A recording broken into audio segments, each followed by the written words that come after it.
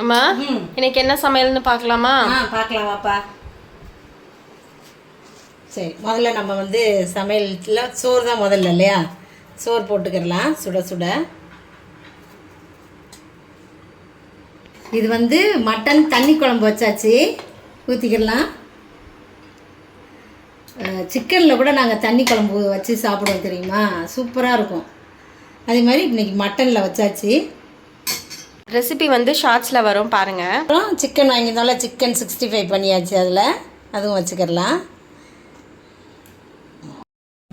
இன்றைக்கி வந்து நிறைய எக்ஸ்ட்ரா வாங்கினது ஃப்ரூட்ஸு. பாருங்கப்பா, எவ்வளோ பெரிய கொய்யாக்கா. இந்த பொண்ணு கொய்யாக்காவை ஆர்டர் போட்டுருந்துச்சு, பார்த்தா இவ்வளோ பெருசாக கொடுத்துருக்காங்க. அதான் அம்மா சொன்னேன், இவ்வளோ பெருசெலாம் வாங்கி சாப்பிடக்கூடாது, இது ஒன்றும் அவ்வளோ ஒரு இது ஹெல்த்து கிடையாது, அது உள்ளே எப்படி இருக்குமோ தெரியாது.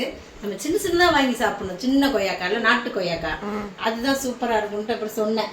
அப்புறம் சப்போட்டா வாங்கியிருக்கு.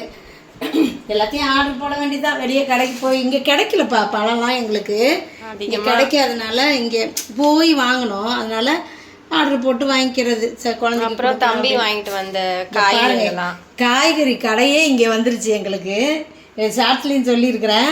அதனால தான் இது 2 தான் வாங்கணும், மட்டனும் சிக்கனும். இந்த காயெல்லாம் பார்த்துட்டோம்னா குறைச்சாச்சு. மீன்லாம் வாங்கலை, மீன் வாங்கலை. சரி பரவாயில்ல, மீன் இது தடைக்காலம் இருக்காமே, அதனால அதெல்லாம் முடிச்சுட்டு நம்ம அப்புறமா மீன் வாங்கி சாப்பிட்டுக்கலாம். இந்த காய்கறியெல்லாம் முடிக்கணும். கீரை 3 கட்டு கீரை, வெண்டைக்காய் பாரு எவ்வளோ ஃப்ரெஷ்ஷாக இருக்குது தெரியுமா காயெல்லாம். ஆமாம், செம்ம ஃப்ரெஷ்ஷு, சூப்பராக, பார்க்கவே அழகாக இருந்துச்சு, ஆசையாக இருந்துச்சு. அது மாதிரி எல்லாம் இருக்குது. அடுத்து இதெல்லாம் சமைச்சிட்டு இதெல்லாம் வீடியோ எடுத்து போட்டுக்கலாம். நம்ம அடுத்த வீடியோவில் பார்க்கலாம். உங்கள் வீட்டிலலாம் என்ன சமையல்னு கமெண்ட்டில் சொல்லுங்கள்.